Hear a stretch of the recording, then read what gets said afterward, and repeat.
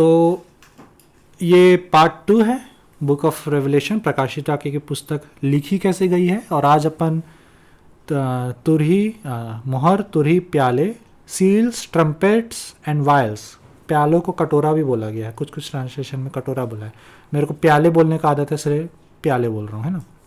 उसके बारे में अपन पढ़ेंगे, ठीक है। तो हमने लास्ट स्टडी में क्या एस्टेब्लिश किया था, यूहन्ना को ये बोला गया था कि जो बातें तूने देखी, जो बातें हैं और जो बातें इसके बाद होने वाली हैं उनको तू लिख ले। तो जो बातें उसने देखी वो पहले अध्याय की बातें थी, जो बातें हैं वो दूसरे और तीसरे अध्याय की बातें थी, और जो बातें इसके बाद होने वाली हैं वो चौथे अध्याय से शुरू होती हैं, ठीक है। तो ये चौथा अध्याय पहला पद है जिसमें बोलता है, इन बातों के बाद जब मैंने दृष्टि की तो क्या देखता कि स्वर्ग में एक द्वार खुला है, और जिसको मैंने पहले तरीके से शब्द से अपने साथ बातें करते सुना था वही कहता है, यहाँ ऊपर आ जा और मैं वे बातें तुझे दिखाऊंगा जिनका इन बातों के बाद पूरा होना अवश्य है, ठीक है। जो बातें इसके बाद होने वाली है उनको वो दिखाने वाला था, ठीक है। तो जो हमने पिछली बार स्टैब्लिश किया था कि प्रकाशिता की पुस्तक जैसे सुसमाचार लिखे गए हैं उसी तरीके से लिखे गए हैं, अलग अलग कहानी, अलग अलग तरीके से कहानी को बताया गया है, लेकिन सबकी कहानी का अंत एक ही जगह पे होता है, आर्मगेडन के युद्ध में। और आज अपन देखने वाले हैं कि कैसे तुरही, मोहर और प्याले तीनों का अंत आर्मगेडन के युद्ध में होता है, ठीक है। तो आज जो स्टैब्लिश करेंगे शिक्षा वो ये है कि जो छठवीं तुरही है, छठवीं मोहर है, सिक्स्थ सील जो है वो सेवेंथ ट्रम्पेट है, सातवीं तुरही है, और वही सातवां प्याला है, सेवेंथ वायल है, सातवां कटोरा है, ठीक है। ये कैसे है अपन थोड़ा सा वचनों को आज देखेंगे, ठीक है। सबसे पहले अपन छठवीं मोहर की भविष्यवाणी में जाते हैं और उसमें अपन क्या पढ़ते हैं, ठीक है। जब उसने छठवीं मोहर खोली तो मैंने देखा कि एक बहुत बड़ा भूकंप हुआ और सूर्य कंबल के समान काला और पूरा चंद्रमा लहू के समान हो गया। आकाश के तारे पृथ्वी पर से ऐसे गिर पड़े जैसे बड़ी आंधी से हिलकर अंजीर के पेड़ में से कच्चे फल झड़ते हैं। आकाश ऐसे सरक गया जैसे पत्र लपेटने से सरक जाता है, और हर एक पहाड़ और टापू अपने स्थान से टल गया, ठीक है। ये 12 से 14 पद था। उसके बाद 15-16 पद में बोलता है कि जो राजा लोग हैं वो गुफा में छिपने लगते हैं कि बचाओ बचाओ, छिपा लो अपने आप को, क्योंकि मेमने के क्रोध का दिन आ गया है, क्योंकि उनके प्रकोप का भयानक दिन आ पहुंचा है, परमेश्वर और मेमने का अब कौन ठहर सकता है। तो ये भविष्यवाणी है छठी मोहर में। तो छठी मोहर में अपन क्या देखते हैं, छठी मोहर में अपन ये देखते हैं सूरज और चंद्रमा काला हो जाता है, आकाश के तारे स्वर्ग से गिर जाते हैं, है ना। लोग डर के मारे कांपते हैं, परमेश्वर के क्रोध का दिन आ गया है। अब मेमने का क्रोध का दिन मतलब यीशु मसीह वापिस आ रहे हैं। एक भूकंप होता है और पहाड़ और जो द्वीप हैं वो अपनी जगह से हिल जाते हैं, ठीक है। सूरज और चांद और तारों का काला होना, गिराया जाना, ये अपन और कहाँ पढ़ते हैं। अगर ध्यान होगा तो सेम बात अपन मत्ती की पुस्तक 24 अध्याय, जहाँ पे महासंकट यीशु मसीह की वापसी का अध्याय है, वहां पर भी अपन सेम चीज पढ़ते हैं, ठीक है। तो यीशु मसीह जब जैतून पर्वत पे अपने शिष्यों से बात कर रहे थे, ठीक है, तो शिष्य लोग उनको मंदिर के सुंदरता को दिखा रहे थे। प्रभु देखो कितना बड़ा मंदिर है, और इजराइल का मंदिर छोटा मोटा मंदिर नहीं हुआ करता था, वो 7 अजूबों टाइप का बड़ा इमारत हुआ करता था, है ना, ताजमहल टाइप का चीज़। और यीशु मसीह बोलते सब गिराए जाने वाले। तो चेले पूछते हैं कि ये सब कब होगा, आपके आने का, दुनिया के ख़त्म होने का दिन क्या है। तो यीशु मसीह बताना शुरू करते हैं, कोई तुमको भरमाए नहीं। फिर दानियल की पुस्तक से बात करते हैं, महासंकट शुरू होगा बताते हैं, है ना। उसके बाद महासंकट शुरू होगा के बारे में बात करते हैं। उसके बाद क्या बोलते हैं, 29 पद से अपन पढ़ते हैं, उन दिनों के क्लेश के तुरंत बाद। कौन दिनों के क्लेश? महाक्लेश, जिसके बारे में उन्होंने उस चैप्टर में चर्चा किया। उन दिनों के क्लेश के तुरंत बाद सूरज अंधेरा हो जाएगा, चंद्रमा का प्रकाश जाता रहेगा। मोहर में भी वही पढ़े थे, सूरज और चांद काले हो जाएंगे और तारे आकाश से गिर पड़ेंगे और आकाश की शक्तियां हिलाई जाएंगी। तब मनुष्य के पुत्र का चिन्ह दिखाई देगा। पहले ये सब घटनाएं घटेंगी, मतलब आसमान में ये सब चीजें होंगी, उसके बाद मनुष्य का पुत्र दिखाई देगा। तब पृथ्वी के लोग छाती पीटेंगे, रोएंगे, हम मनुष्य के पुत्र को बड़ी सामर्थ और ऐश्वर्य के साथ आकाश के बादलों पर आते देखेंगे। तो मत्ती में अपन क्या पढ़ते हैं? सूरज अंधेरा हो रहा है, चांद अंधेरा हो रहा है, आकाश से तारे गिर रहे हैं, लोग डर से कांप रहे हैं, परमेश्वर का क्रोध आ रहा है, मसीहा आ रहा है। जो चीज छठी मोहर में लिखी हुई है वही मत्ती 24 में भी लिखा हुआ है। इससे हम क्या कंक्लूड कर सकते हैं कि मत्ती 24 में जो घटना है ना वो छठी मोहर की घटना है। दोनों एक ही घटना को बताते हैं। सेंस बनता है इससे ना, वही घटनाएं दोनों जगह हो रही है ना। अब जब अपन ने यहां पे ये स्टैब्लिश कर लिया कि मत्ती 24 की बातें और छठी मोहर की बातें एक ही घटना को दिखाती हैं, तो अब अपन सातवीं तुरही में जाते हैं। जब सातवें दूत ने तुरही फूकी तो स्वर्ग में इस विषय से बड़े बड़े शब्द होने लगे, जगत का राज्य हमारे प्रभु का और उसके मसीह का हो गया है और वह युगानुयुग राज्य करेगा। मतलब अभी जो अमेरिका है, इंडिया है, चाइना है, रशिया है, या इंग्लैंड, ऑस्ट्रेलिया है, जगत का राज्य हमारे प्रभु और उसके मसीहा का होगा। मतलब मनुष्यों के राज का समय खत्म हुआ, परमेश्वर का राज्य धरती पे आ गया सातवीं तुरही में, और वह युगानुयुग राज्य करेगा, हमेशा के लिए राज्य करेगा। जातियों ने क्रोध किया पर तेरा प्रकोप आ पड़ा है, परमेश्वर का प्रकोप आ पड़ा है, परमेश्वर का क्रोध, और वह समय आ पहुंचा है कि मरे हुए का न्याय किया जाए और तेरे दास भविष्यवक्ताओं और पवित्र लोगों को और उन छोटे बड़ों को जो तेरे नाम से डरते हैं बदला दिया जाए और पृथ्वी के बिगाड़ने वालों नष्ट किए जाए, है ना। तो इसमें प्रतिफल देने वाली बात है, जो हानि पहुंचाते उनको बदला लिया जाए, उनसे नष्ट किया जाए। तब परमेश्वर का मंदिर जो स्वर्ग में है वह खोला गया और उसके मंदिर में उसकी वाचा का संदूक दिखाई दिया, और यहां पर ध्यान देना, और बिजलियां, शब्द और गर्जन और भूकंप और बड़े ओले पड़े। ये 5 चीजें हुई, ठीक है। तो अपन ने यहाँ पे क्या देखा है तुरही में कि यीशु मसीह की वापसी हो रही है, यहाँ पे परमेश्वर का राज्य धरती पे स्थापित हो रहा है, तेरा प्रकोप आ पड़ा है, मतलब परमेश्वर का क्रोध का समय आ पड़ा है ना। फिर स्वर्ग में मंदिर खुलता है और वहां पे बिजलियां, शब्द, गर्जन, भूकंप, बड़े ओले, ये सब होती है घटनाएं, ठीक है। तो अगर मैं इन सारी घटनाओं को इस चार्ट में डालूं, अगर मैं, है ना, ये अपन ने यहां तक स्टैब्लिश किया है कि छठी मोहर और मत्ती 24 एक ही घटना को बताते हैं।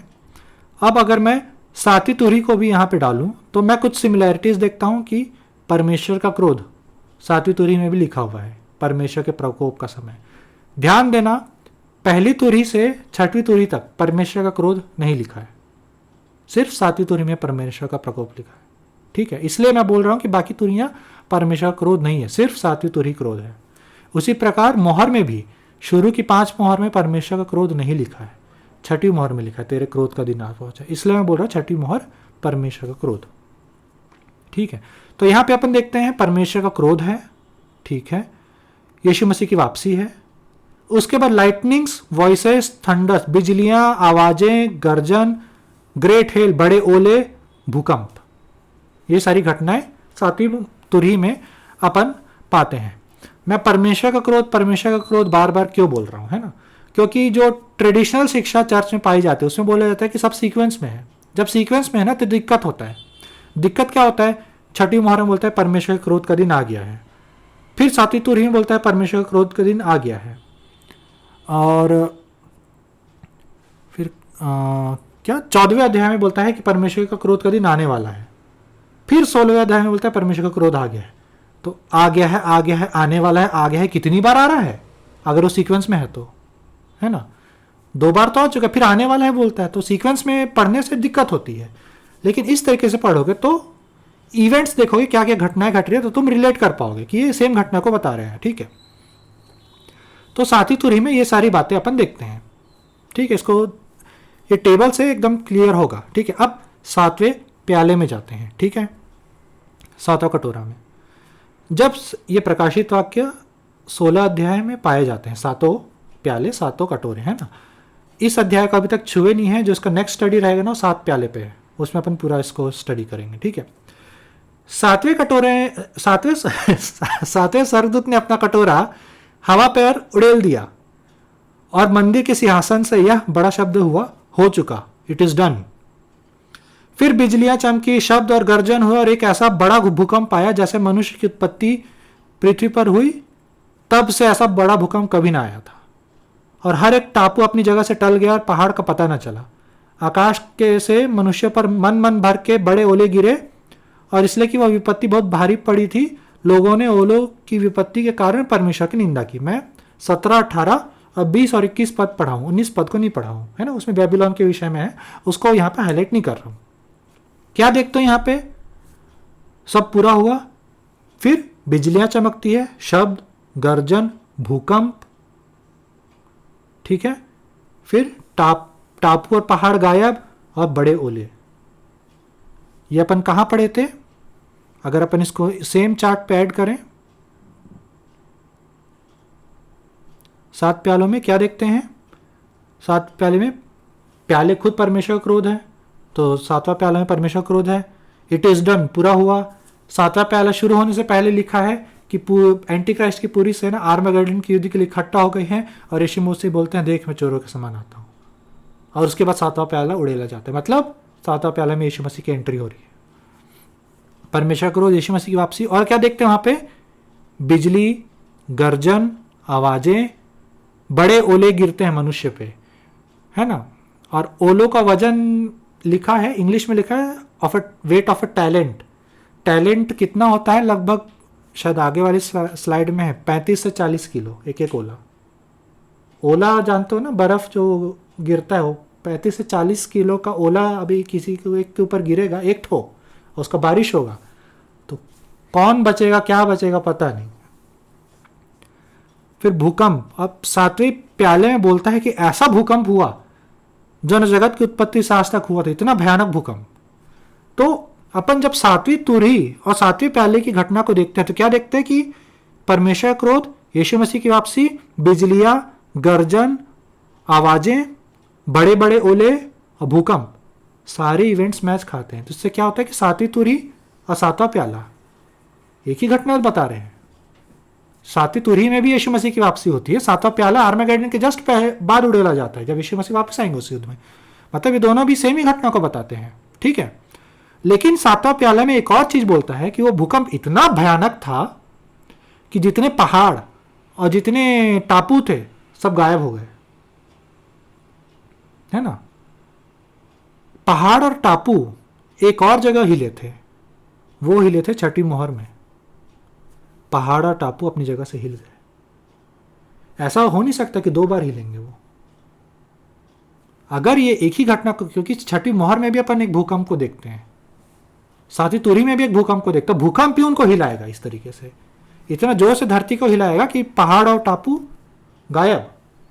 और ये मेरे को एक बोनस बता रहा हूं मैं तुम लोग को, जब हम लोग सृष्टि के बारे में स्टडी करेंगे ना उस समय इन चीजों को टच करेंगे।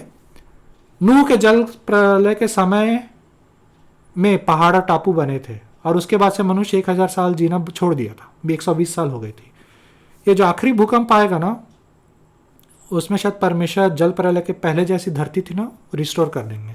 तो उसमें पहाड़ और टापू नहीं हुआ करते थे, एक सुपर कॉन्टिनेंट था, एक ही कॉन्टिनेंट था, द्वीप था, और मैक्सिमम पानी धरती के अंदर था। तो मे बी इस भूकंप के द्वारा परमेश्वर जो जल प्रलय की पहले वाली दुनिया थी ना उसको रिस्टोर कर देंगे, तभी मनुष्य फिर 1000 साल जीने लगेगा यीशु मसीह के शासन में।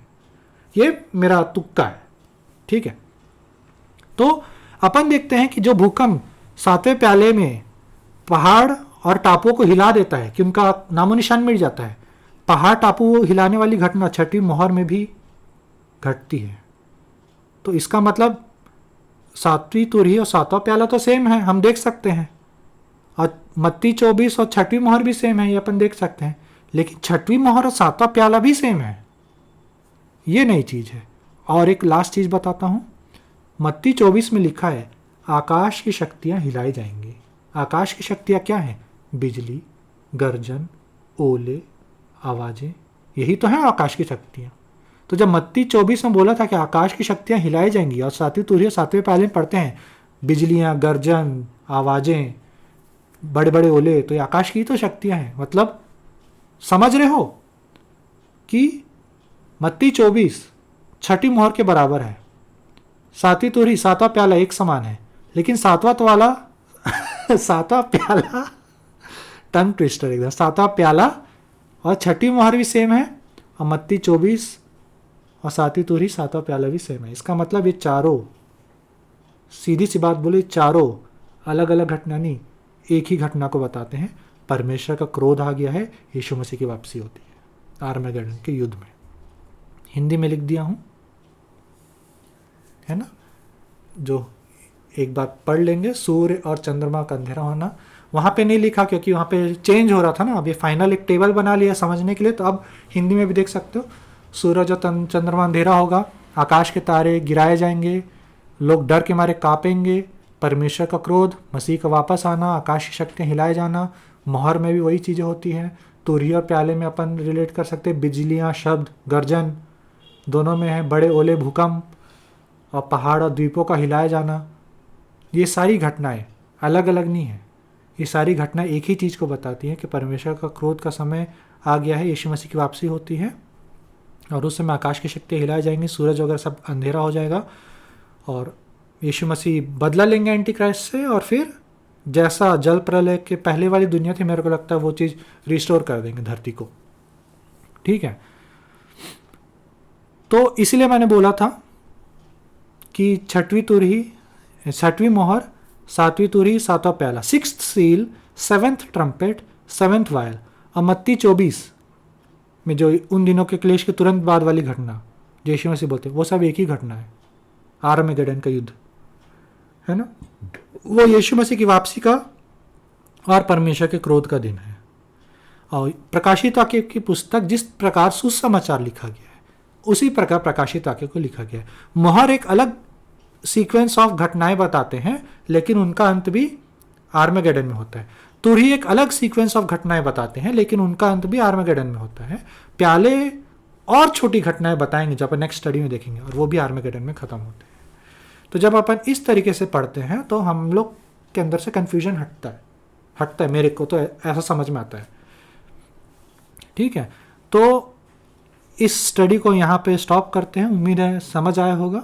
ठीक है, और इसका एक थर्ड पार्ट भी है जिसमें अपन सातों प्यालों के बारे में स्टडी करेंगे कि जैसे अपन ने 7 तुरही को कवर किया, 7 मोहर को कवर किया, तो उन 7 कटोरों में, 7 प्यालों में होगा क्या और कब होगा, वो सब बातों को अपन देखेंगे, है ना। तो परमेश्वर इस स्टडी के द्वारा आप सबको आशीष दे। सबको जय मसीह।